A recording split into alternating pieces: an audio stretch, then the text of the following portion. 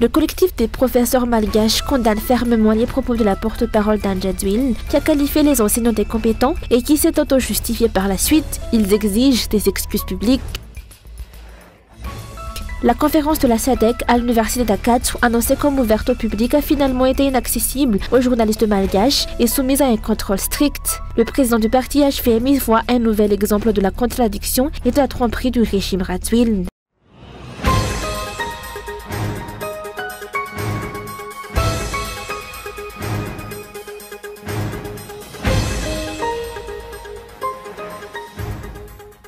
Outre les propos rabaissants, les auto-justifications et le délit de responsabilité exprimés par la porte-parole d'Anja Dzwil à propos de cette déclaration, qualifiant les professeurs malgaches d'incompétents, ont ravivé la colère du collectif des professeurs malgaches. Selon ce collectif, de tels propos portent atteinte à la dignité du travail d'enseignement et de recherche accompli par les enseignants-chercheurs et chercheurs-enseignants, les insultent et les discréditent. Mais plus encore, il piétine le secteur éducatif tout entier à Madagascar. En conséquence, le collectif exige des excuses publiques de la part d'Anja Dzwil et de sa porte-parole.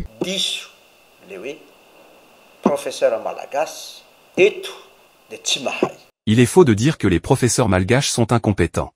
Elle doit admettre que si elle avait été victime d'un tel dénigrement, elle ne l'aurait pas accepté.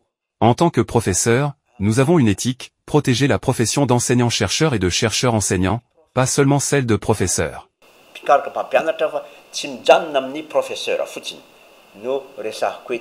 Le président du collectif a également dénoncé le manque de considération du régime Radzwil pour le secteur éducatif. Selon lui, le budget alloué à la recherche reste dérisoire et la formation qu'il dispense relève presque d'un acte de charité envers les générations futures, tant le soutien et la valorisation sont absents. Des propos dévalorisants de ce type sont donc indignes à l'égard des professeurs malgaches.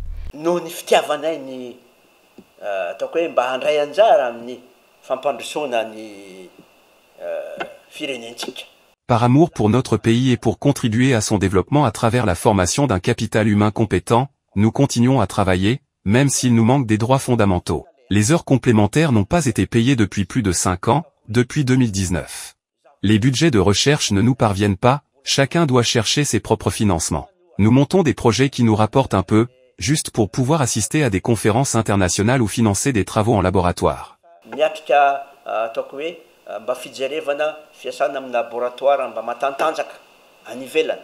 Les professeurs malgaches poursuivent le collectif sont déconsidérés. Ils ont été écartés de nombreux secteurs stratégiques confiés à des étrangers. Aujourd'hui que l'échec est patent dans plusieurs domaines, on tente de leur faire porter la responsabilité. Or, les professeurs malgaches ont travaillé dur pour atteindre ce statut et ce qu'ils attendent de leur gouvernement, c'est de la reconnaissance et de la fierté, non pas des paroles provocatrices.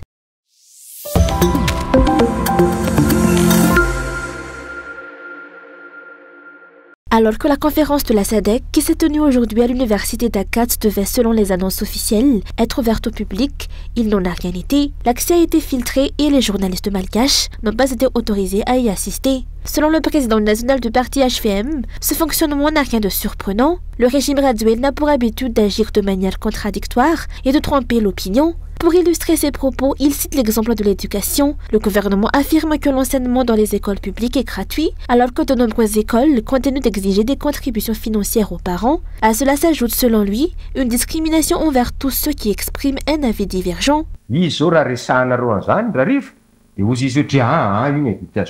Ce soir, si vous en parlez, ils vous montreront des invitations en affirmant que c'était public, et beaucoup y croiront. Mais la réalité est tout autre, ils mentent constamment. C'est comme pour les hôpitaux aux normes. Le président a clamé que les soins y étaient gratuits, mais quelques mois plus tard, lorsque les journalistes ont demandé pourquoi on y faisait payer, il a nié avoir tenu de tels propos. Mentir est devenu une culture du régime actuel. Les étrangers voient ces affiches et croient que Madagascar respecte réellement les idéaux de la SADC, comme la liberté d'accès pour les journalistes.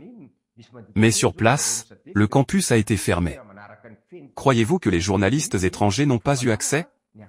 C'est rabaisser les malgaches. Pour lui, cette attitude traduit une peur manifeste, la peur des questions et des remarques que pourraient poser les étudiants et les journalistes et qui mettraient en lumière les véritables difficultés de la population, difficultés que le régime actuel cherche à dissimuler aux yeux des étrangers. Ils craignent la réalité. Les journalistes ont chacun leur angle, leur manière de rapporter les faits. Certains relèveront forcément les manquements et incohérences, car c'est leur métier.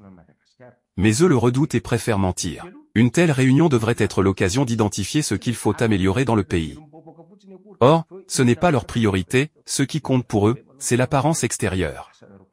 Certaines chaînes ou stations viendront, et pourraient rapporter leurs manquements et dénoncer des discours trompeurs sur des réalités bien éloignées de la misère vécue par la population, que ce soit sur l'accès à l'eau ou les délestages. Ils ne supportent pas qu'on les contredise.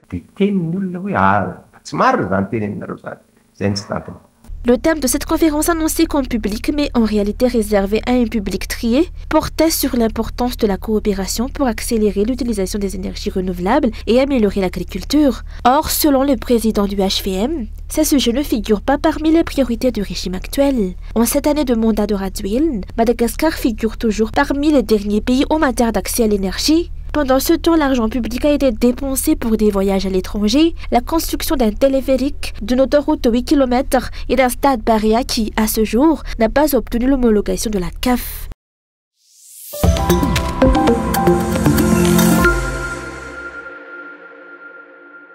En 2 semaines, 3 journalistes, à savoir 2 correspondantes des médias internationaux et un reporter malgache, ont été ciblés par de menaces et pressions émanant des autorités malgaches. Reporters sans frontières a alerté sur cette escalade visant à museler toute voix critique de la communication officielle. Depuis mi-juillet, les correspondantes du RFI, Pauline Le Trouquier, et de TV5 Monde, Kael Boldia, sont la cible d'attaque après leur enquête sur le drame d'Amboumalaz, une intoxication ayant causé la mort de plus de 32 personnes. Leurs investigations remettent en cause la version gouvernementale. Le 28 juillet, le ministère de la Communication malgache a adressé aux directions de TV5 Monde et RFI un courrier menaçant de poursuites judiciaires, invoquant la loi sur la communication et le code pénal, tout en exigeant leur remplacement. Dans les jours suivants, une campagne de dénigrement sur les réseaux sociaux a été relayée par une diplomate, une sénatrice et un conseiller présidentiel qui ont mis en cause leur professionnalisme. Le président Radziwiłł, sur la télévision nationale, a insinué qu'elles avaient un agenda politique et n'étaient plus des journalistes. Par la suite, un journaliste malgache, Slaven Demang, de l'Express de Madagascar, a également été pris pour cible après avoir interrogé le président du Sénat sur l'affaire des Boeing 777 immatriculés à Madagascar, retrouvés en Iran. Recadré publiquement le 30 juillet, il a ensuite été accusé, sans être nommé, dans un communiqué du Sénat, d'être à la solde des opposants du régime. RSF a condamné ces pressions visant des journalistes professionnels qui n'ont fait que leur travail en révélant les incohérences des enquêtes et de la communication des autorités malgaches sur des affaires sensibles.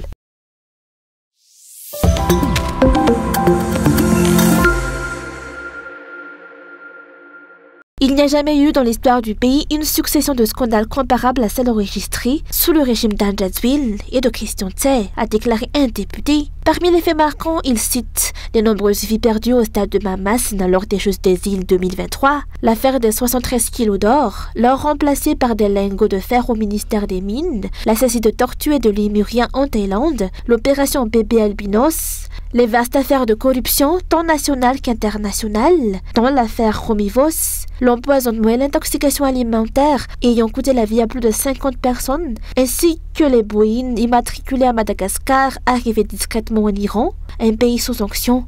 Ce ne sont là que quelques exemples de scandales qui ont éclaté au cours des 6 années de mandat d'Radziwiłł et de Christian Tse. Pour ce député, cela révèle que le pays est dirigé par un président mal préparé et un premier ministre incapable de maîtriser la gestion des affaires publiques, alors même que Christian Tse est le chef du gouvernement resté le plus longtemps en fonction dans l'histoire de Madagascar.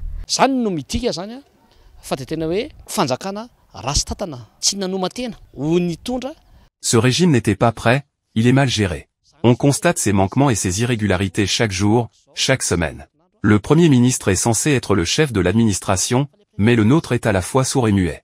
C'est la première fois qu'un Premier ministre reste plus longtemps en poste qu'un président. Les gens en ont assez. Le Premier ministre et le président dirigent le pays comme une simple routine. Ils ne règlent plus rien.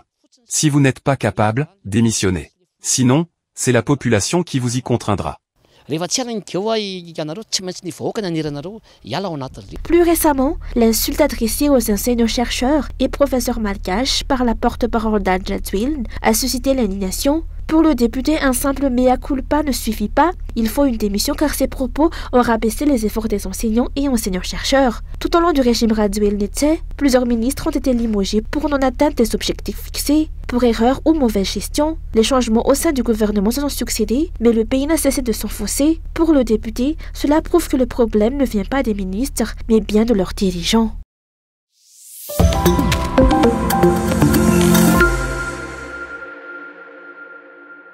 Le régime actuel concentre ses efforts sur des infrastructures extravagantes et ostentatoires au lieu de s'attaquer en priorité aux problèmes réels de la population. C'est le cas du téléphérique qui alourdit la dette des Malgaches, de la Carive où des fonds publics sont dépensés sans transparence, ou encore du stade Paria, présenté comme étant aux normes internationales, mais qui malgré son coût élevé n'a toujours pas reçu d'homologation. Les affaires du Boeing et d'Abou Malaz font partie de ces dossiers que les dirigeants cherchent à étouffer car ils nuisent à leur image. Pour un analyste politique, ces événements relèvent clairement que les dirigeants actuels ne savent pas quelles sont les véritables priorités pour développer le pays et améliorer la vie de la population. Leur priorité est de soigner leur image et de masquer la pauvreté, quitte à dépenser massivement de l'argent public.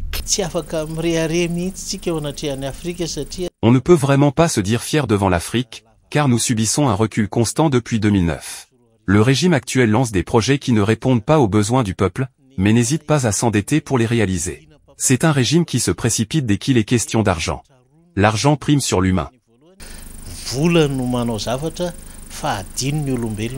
Selon lui, Radziwiłł a appauvri le pays durant ces 7 années de mandat, ce qui explique pourquoi Madagascar reste classé parmi les nations les plus pauvres. Quelles que soient les promesses, ce régime, champion dans la manipulation de l'opinion publique et l'organisation d'événements festifs, était capable d'apporter de véritables solutions. Actuellement, à l'occasion de l'accueil du sommet de la SADC, les autorités redoublent d'efforts pour cacher la pauvreté qui frappe 80% des Malgaches en exhibant des chantiers inachevés, parfois réalisés à peine 10%, afin de faire croire à un pays en plein développement. Pendant ce temps, les problèmes quotidiens qui affectent la population depuis des années, partout sur l'île, sont ignorés. Pour cet analyste politique, le manque de développement de Madagascar est aujourd'hui flagrant, conséquence directe d'une gestion inefficace.